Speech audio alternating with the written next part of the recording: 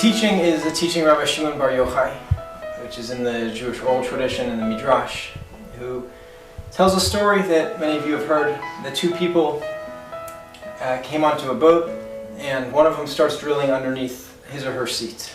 And the other person, or a group of people on the ship, they say to the person, "What are you doing? How can you be drilling underneath your seat?" And the person responds, "Well, I booked passage, here's my ticket, I can do whatever I want underneath my own seat." And the teaching bases it on verses from the book of Job. The question is, why was that person drilling underneath their seat? What was a rational reason that would motivate this person to drill underneath their seat? One idea is that they were trying to fish.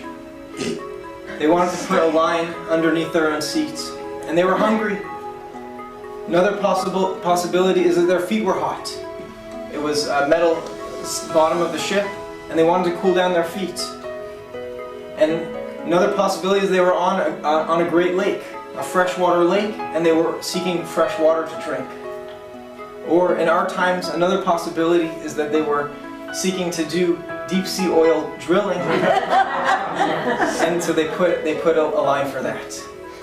So it's important in the direction that I want to go for us to understand this person's motivations as rational. Even though it's easy to say, well, this person is just psychotic or suicidal, whatever it might be. The reason that I think it's important to see them as rational is because of a second ship. In the history of the Titanic, a few days before they hit the iceberg, there was a warning from other ships that there were icebergs ahead. And yet, the captain of the Titanic didn't heed those warnings.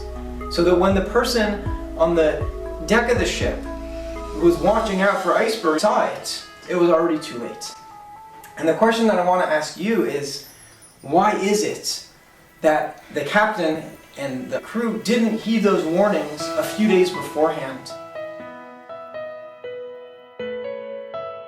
The third ship is Noah's Ark.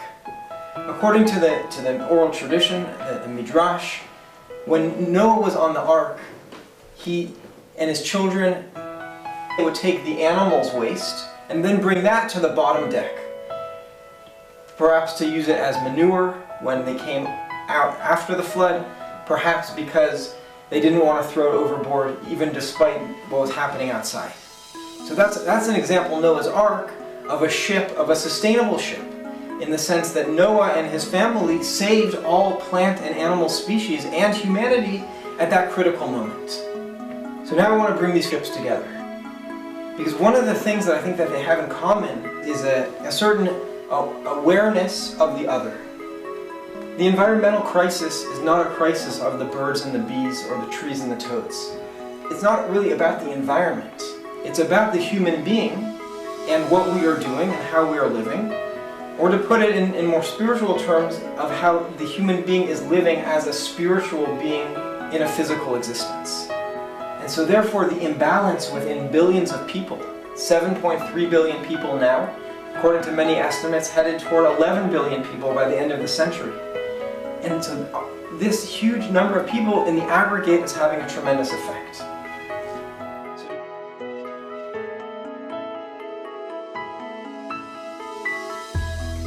We're at a critical evolutionary moment in history. This is the moment when humanity has to decide whether to live sustainably or not.